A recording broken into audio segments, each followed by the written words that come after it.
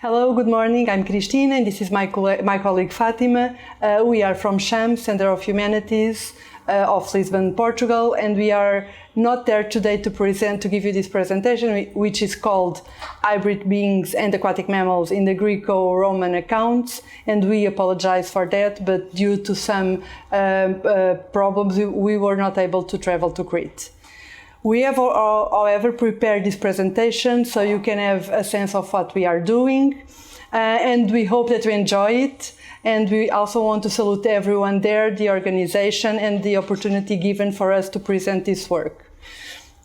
This presentation results from synergies that were established between the two of us. We are researchers at CHAM, and we are from different areas in the humanities, the environmental humanities on one side and the history of antiquity on the other side. This presentation is conducted within the context of the UNESCO Chair on the Ocean's Cultural Heritage, of which CHAM is the founding research unit. And we aim to explore the first creations of the sea and its creatures, the interpretations of aquatic environments and its importance in the development of early modern life, as well as to understand the origins of some of the stories and fables that surround mythical aquatic beings. So this communication is in fact the first contribution to a wider project that we intend to develop in order to answer to some of these questions. We decided for now to start by focusing our analysis on the Semitic background, to the accounts of some classical authors such as Berosus, Diodorus Siculus, Oppian of Coricus, and Oppian of Apamea.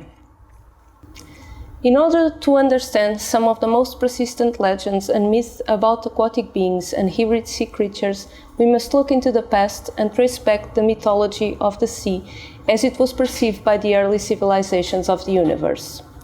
If we consider that for ancient Mesopotamians, Syrians, or Egyptians, life arose from the sea or the ocean, and that every component of the cosmos was embedded in its numinous essence, mythology is actually the correct term to use. For the Semites, the world was the result of the separation of salty and fresh waters, in whose interior and mixture divine generations of deities had previously been created. Thus, the first Semitic image of the universe consisted of water, and from it all, every element, every being would emerge was a divine human or animal. The ocean was perceived as a giant womb that comprised the known and the unknown, all the possibilities of life, the elements of fear and fascination, of terror and wonder. In the Babylonian epic of creation known as Enuma Elish, this ocean was composed of two different masses, a masculine and a feminine, although it was from the feminine, Tiamat, the most aggressive and bestial of the two, that the formed and ordered world came into existence. She evokes the feminine features of motherhood, fertility and fecundity, and the gestation period every being had to go through. Later on, this feminine side of the ocean was personified by the Greek naiads and sirens, and probably gave rise to the Western mythical figure of the mermaid. The question that comes to our minds is, what were the first depictions of these legendary beings, and what role the Mediterranean played in it? To answer these questions, we must go back a little further in time. Mesopotamian documents commonly depict a worldview reflected in the expression from the upper to the lower sea, that is, from the Mediterranean Sea to the Persian Gulf, the two reaches of the Euphrates River believed to be the far edges of the world. Again, all started and ended in water.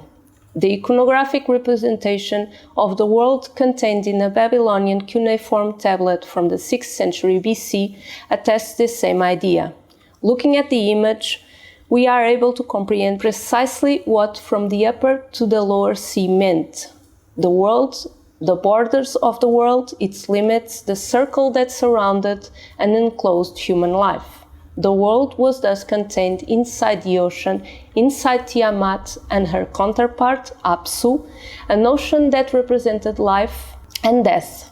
both creation and destruction, both good and evil. Accordingly, the creatures which emerged from it carried its ambivalent nature, being capable of healing or hurting.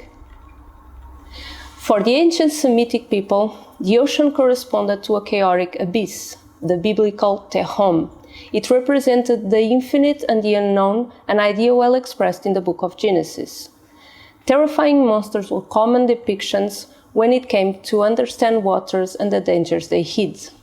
The constant floods of the rivers and the unexpected nature of the Mediterranean and what it represented for the survival of the coastal populations of Western Syria and Palestine gave rise to myths about giant beasts that inhabited the aquatic world.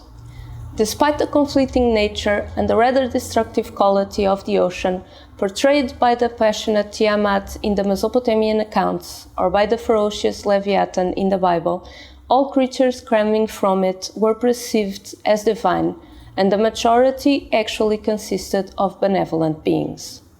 For instance, the Mesopotamian god of wisdom, magic, and crafts, Enki or Ea, became the lord ruling over the fresh waters, Tiamat's counterpart, Apsu. These waters represented the power to concede life, to cure, and to sacralize. Hence, Enki is usually seen in an anthropomorphic shape surrounded by a kind of water portal where he lived and governed. At his service were the 7 sages known as the Apkallu, protective geniuses who Enki instructed to teach mankind the various arts and crafts that would enable them to have a prosperous life. The healing power of the waters is a feature also highlighted in the Greco-Roman accounts. In fact, are not the Greek naiads connected to the therapeutic and medicinal aspects of water, especially the ones living in the rivers? The Potamids, naiads of the fluvial courses, were known precisely for this feature that recalls us the rituals of cure performed by the Mesopotamian Apkallu, which had a fish form. Although the Apkallu could be depicted as common men wearing fish cloaks, there are the merman and mermaid, sometimes represented on bas-reliefs and little terracotta votive statues, hybrid beings with a human torso and a fish tail that can be regarded as the first representations of creatures crossing different environments and breaking the boundaries between the civilized and the wild natural worlds.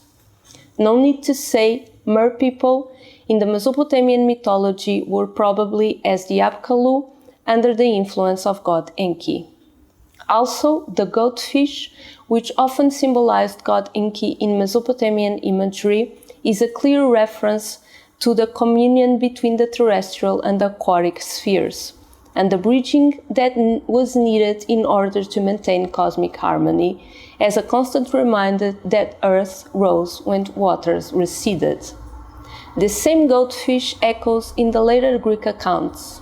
Oppian of Corycus is one of the authors who mentions it, referring it as one of the amphibians who, quote, on the weedy beach under the green grasses feeds, end of quote.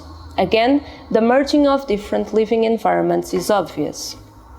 Later on, the Apkallu legend would be reconfigured by the 3rd century BC Hellenistic writer Berosus. He transformed the classical Apkallu figure into a true god named Oannes, who, as he said, had the entire body of a fish, but a human head had grown beneath the head of the fish, and human feet likewise had grown from the fish's tail.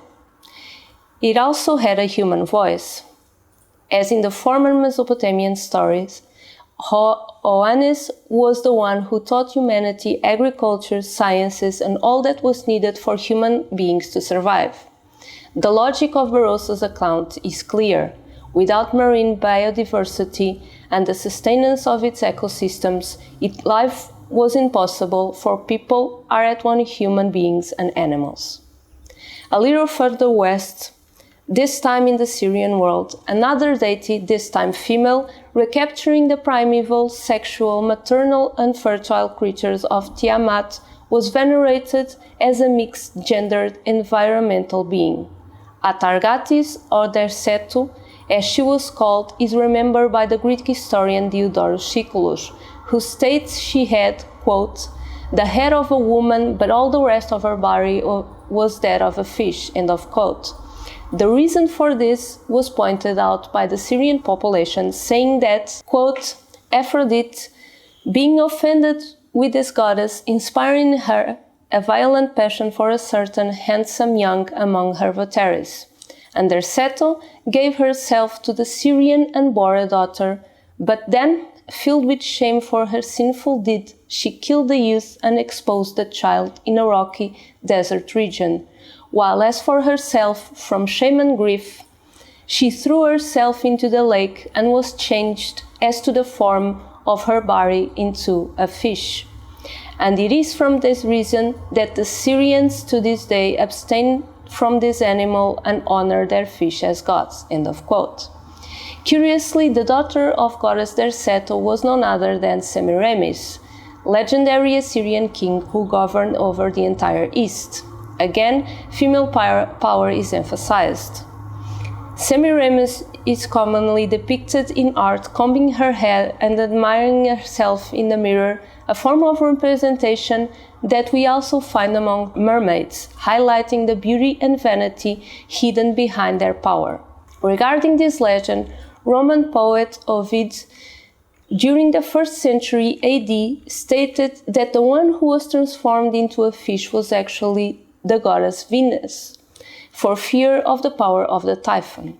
As he specified, quote, the change obscene, afraid of typhon mourned, while Venus from a fish protection craves, and once more plunges in her native waves, end of quote.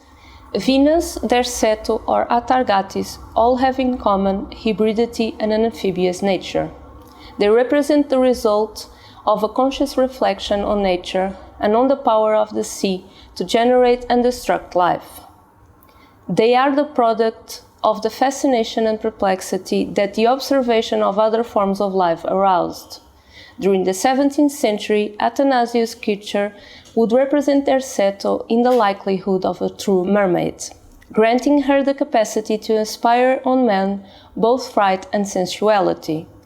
Kircher's depiction of the Eastern goddess is analogous to some representations of the Western legendary mermaids, evoking the untamed nature of the sea and the mesmerizing feeling it inspired. In later classical times, the sea and the Mediterranean was considered of unmeasured depth, a place where many things are hidden, and of these dark things none that is mortal can tell.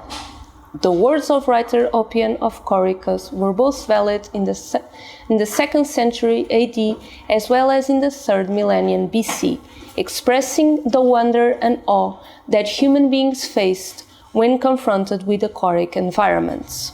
In fact, the most descriptive and meticulous accounts on marine life from the classical ages comes precisely from Oppian of Corycus, 2nd century AD, and Oppian of Apamea, 3rd century AD.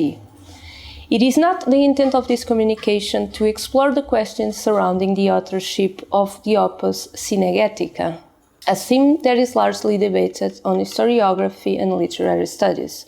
This work was first wrongly attributed to Oppian of Corycus, and his true author became known precisely by the name of Oppian, although it is possible that this was not the case and the correct anthroponym is now lost.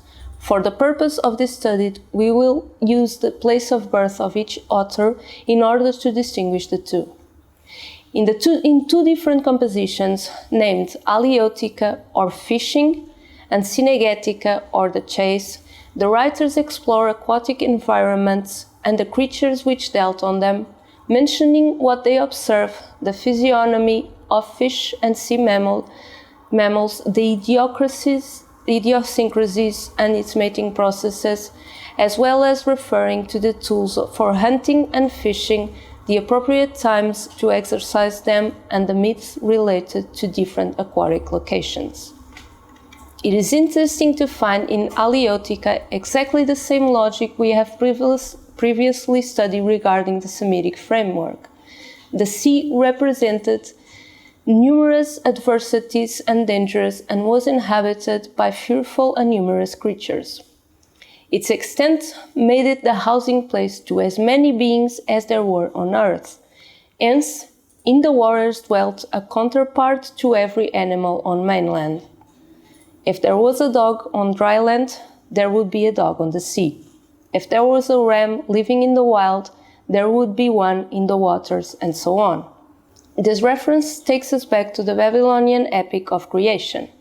In the myth, Tiamat was so vile that she created for herself a numerous army of monsters, so-called dragons, and amongst these were scorpion men, bisons, horned snakes, dogmen, and of course, fishmen.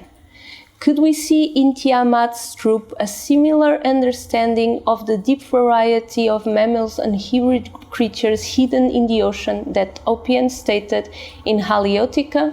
We believe so. What would be more simple to explain a newly sighted species, an unknown being, a cunning and elusive creature, than describing it in the likes of the ones already known? What would be more clear than to mirror Earth on the sea, making it more tangible, granting it some plausibility? A similar way of categorizing and explaining is found in Roman writer Alienus on the nature of animals. As the author mentions regarding the seas and of distant Taprobane, quote, "They assert that the sea breeds a multitude past numbering of fishes and monsters, and moreover that they have the heads of lions and leopards and wolves and rams, and still more wonderful to relate that there are some which have the forms of satyrs with the faces of women, and these have spines attached in place of hair." End of quote. Alienus probably describes the appearance of a dugong, one of the mammals which form the basis of the mermaid myth, due to its somewhat anthropomorphized features. Besides this type of identification, we must not forget the dangers mariners faced when navigating the waters of the rivers and of the seas, especially those of the Mediterranean. Various sea monsters were said to, quote, "bring terror to ships when they meet them in the Iberian Sea in the west," end of quote, or sometimes closer to the beach where one may attack them. The fear of the deep, its tempest, and its tides would be later on transformed and humanized in the figure of the mermaid, a mythical character capable of encapsulating simultaneously the beauty and the bestiality of the sea. But had it not been already humanized and personified in ancient times precisely by Tiamat or even Derceto? Was not hybridism, the mixing of human and animal, a conscious way to battle the fear of the waters, bringing this cruel opponent somehow closer to mankind, somehow human, somehow winnable? We may go a little deeper and consider the hunt of the whale, one of the biggest mammals of the sea, that Oppian describes as a true warfare of the sea, as a struggle to detain the ferociousness of the waters in order to make them suitable for human life, whether presenting floods on earth or avoiding shipwrecks at sea. The same logic, once again, is implicit in the Semitic mythology of the sea. By refraining the ocean to damage the earth, the supreme god of the Mesopotamian, the Syrian, or Ugaritic pantheon was promoting an equilibrium between the two and allowing the sustainability of both human and aquatic life.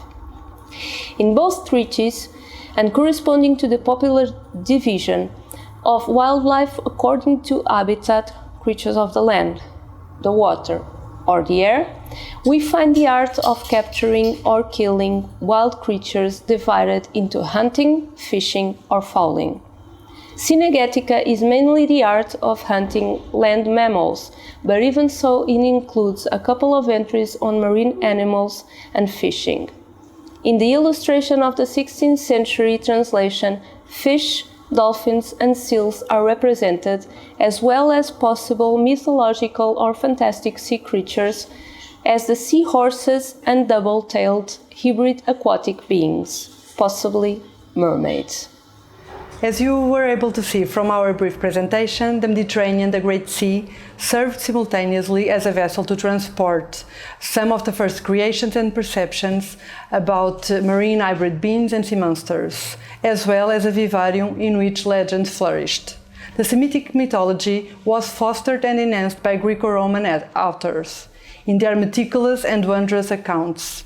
And thanks to them, the stories about terrifying and benevolent creatures of the sea were eternized.